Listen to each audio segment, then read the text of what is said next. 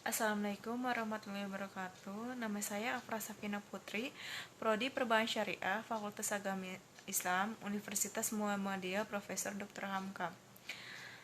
Kelas 5A Perbankan Syariah. Saya akan menjelaskan tentang pengertian uang dan sistem pembayaran. Pengertian uang sebagaimana digunakan dalam kehidupan sehari-hari. Kata uang dapat memiliki bermacam pengertian, namun bagi ekonom hanya ada pengertian yang spesifik. Ekonom mendefinisikan uang sebagai segala sesuatu yang secara umum diterima sebagai alat pembayaran untuk barang dan jasa atau pelunas hutang.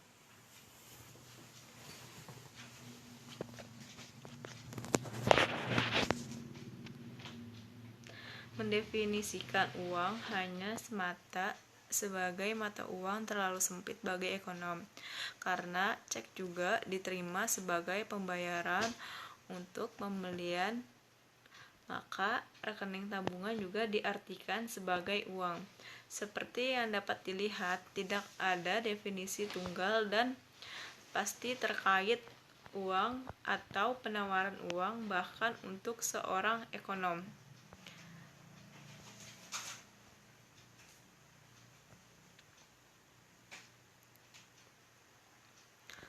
Terdapat kerumitan yang makin menjadi ketika kata uang sering digunakan dengan makna yang sama dengan kekayaan.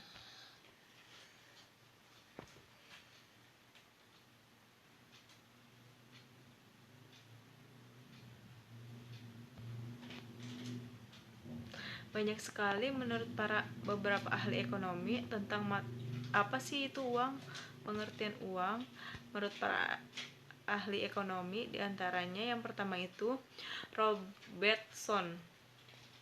Uang adalah segala sesuatu yang umum diterima dalam pembayaran barang.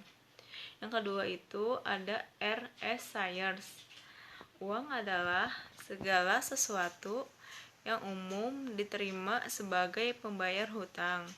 Nah, yang ketiga itu ada Walker. Uang adalah semua barang yang melakukan tugas.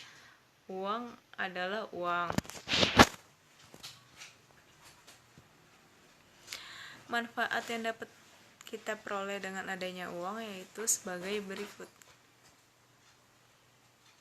Yang pertama itu ada mempermudah untuk memperoleh dan memilih barang dan jasa yang diinginkan secara cepat. Nah, yang kedua itu mempermudah dalam menentukan nilai atau harga dari barang atau jasa. Nah, yang ketiga itu ada memperlancar proses perdagangan secara luas. Keempat itu digunakan sebagai tempat menimbun kekayaan.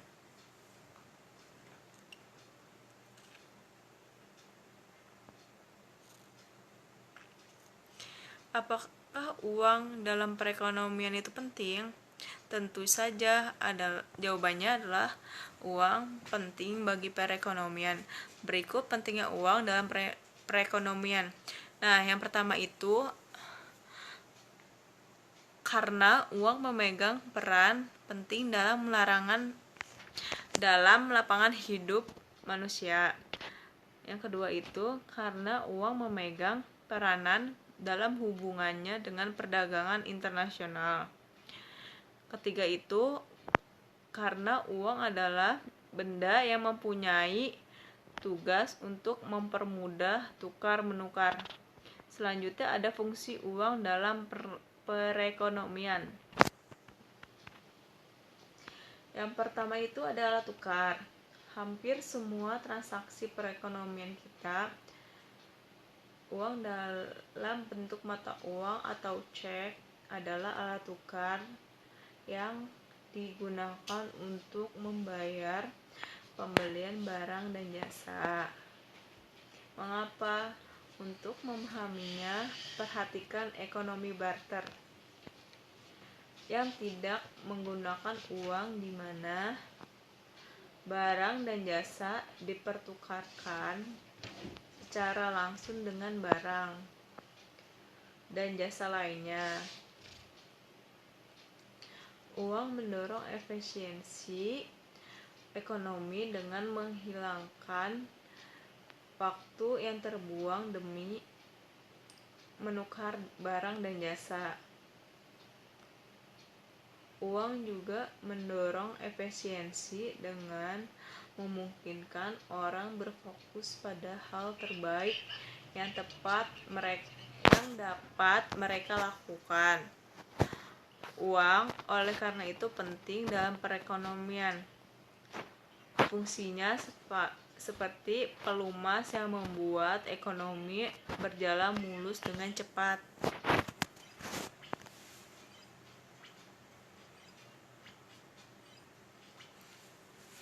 Menurunkan biaya transaksi juga mendorong spesialisasi dan pembagian kerja. Uang dapat diterima sebagai alat tukar dan alat bayar yang sah karena sebagai berikut. Yang pertama itu, masyarakat atau umum menerima uang sebagai pembayaran. Nah, yang kedua itu ditetapkan oleh pemerintah dan dilindungi oleh hukum sebagai alat pembayaran yang sah.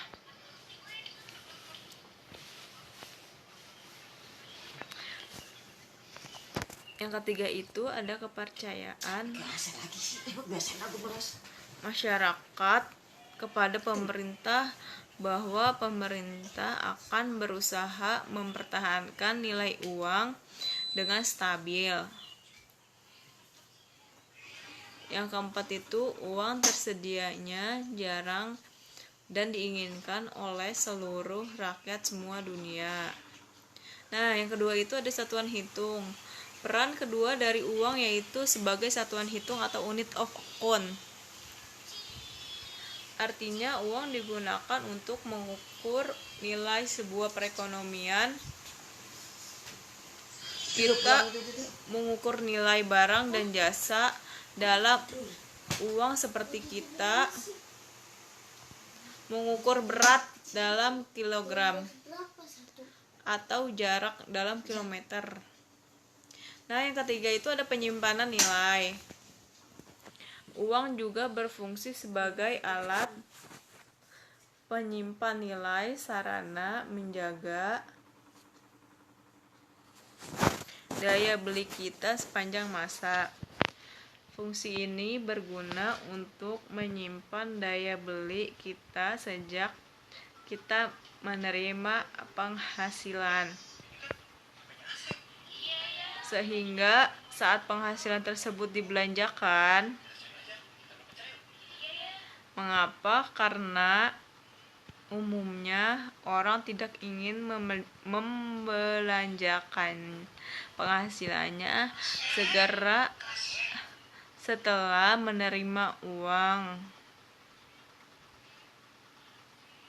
melainkan menunggu sampai ada keinginan berbelanja. Selanjutnya ada jenis uang. Nah, yang pertama itu ada uang komoditas. Untuk memahami arah sistem pembayaran, penting untuk mengetahui bagaimana perubahan selama ini setiap benda yang ingin difungsikan sebagai uang harus diterima semua pihak. Semua orang harus mau menerimanya dalam pembayaran barang dan jasa. Barang yang tidak bernilai bagi setiap orang kemungkinan kecil berperan sebagai uang, dan pilihan yang wajar adalah logam mulia seperti emas dan perak. Nah, yang kedua itu ada uang fiat. Apa sih uang fiat itu? Perkembangan berikutnya adalah mata uang kertas atau lembar kertas yang digunakan sebagai alat tukar. Pada awalnya, mata uang kertas disertai dengan jaminan bahwa ia dapat ditukar menjadi koin atau logam mulia sejumlah tertentu. Namun, mata uang ini telah berubah menjadi uang fiat atau fiat money. Mata uang kertas yang dinyatakan pemerintah sebagai alat pembayaran yang sah, artinya harus diterima sebagai alat bayar resmi untuk utang, namun tidak dapat ditukar menjadi koin atau logam mulia. Selanjutnya ada sistem pembayaran. Kita mendapat gambaran yang lebih baik dari fungsi uang dan jenis uang sepanjang masa. Dengan melihat perubahan sistem pembayaran atau payment system, yaitu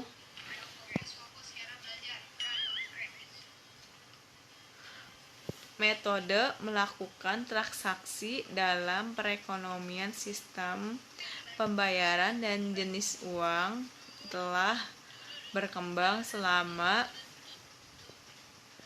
berabad-abad. Pada satu titik tertentu, logam mulia seperti emas digunakan sebagai alat pembayaran utama dan merupakan bentuk utama dari uang. Kemudian, aset bentuk kertas seperti cek atau mata uang mulia digunakan dalam sistem pembayaran dan sebagai uang. Arah perkembangan sistem pembayaran menjadi faktor penting bagi definisi uang di masa depan. Yang pertama itu ada cek. Cek adalah instruksi dari Anda kepada bank untuk mentransfer uang dari rekening Anda ke rekening orang lain ketika orang itu ingin menunjukkan cek tersebut. Tanpa cek akan ada sejumlah besar uang untuk transaksi. Dengan cek pembayaran yang menghilangkan satu sama lain tersebut dapat diselesaikan.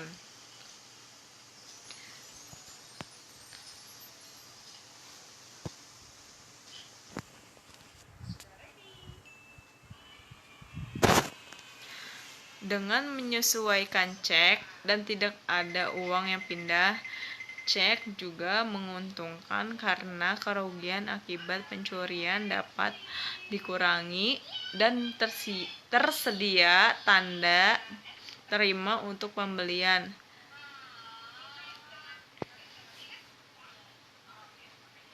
Namun terdapat dua masalah untuk sistem pembayaran dengan menggunakan cek.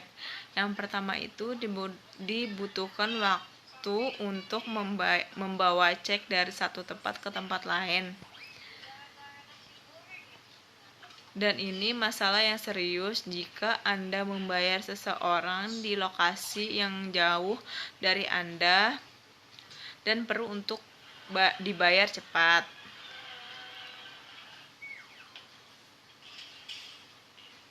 Nah, yang kedua itu ada electronic payment.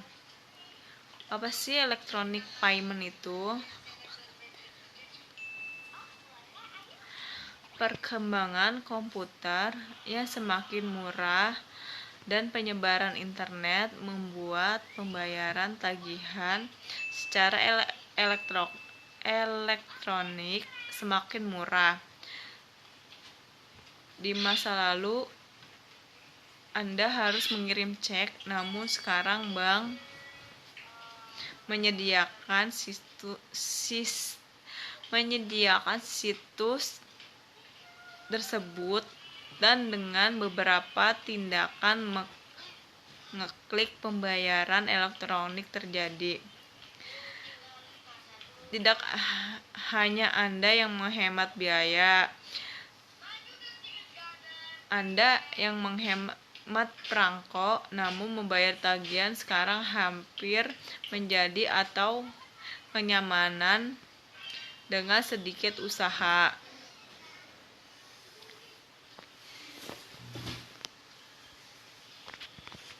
Yang ketiga itu ada electronic money. Teknologi pembayaran elektronik dapat menggantikan tidak hanya cek, namun juga uang tunai dalam bentuk uang elektronik atau e-money, yaitu uang yang hanya ada dalam bentuk elektronik. Bentuk pertama dari e-money adalah kartu debit. Kartu ini bentuknya seperti kartu kredit dan memungkinkan konsumen untuk membeli barang dan jasa dengan cara melakukan transfer elektronik secara langsung dari rekening konsumen ke rekening penjual.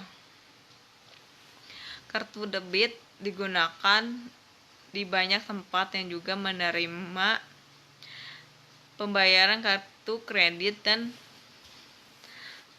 bahkan sekarang lebih cepat dibandingkan uang tunai. Cukup sekian, kurang lebihnya mohon maaf. Assalamualaikum warahmatullahi wabarakatuh.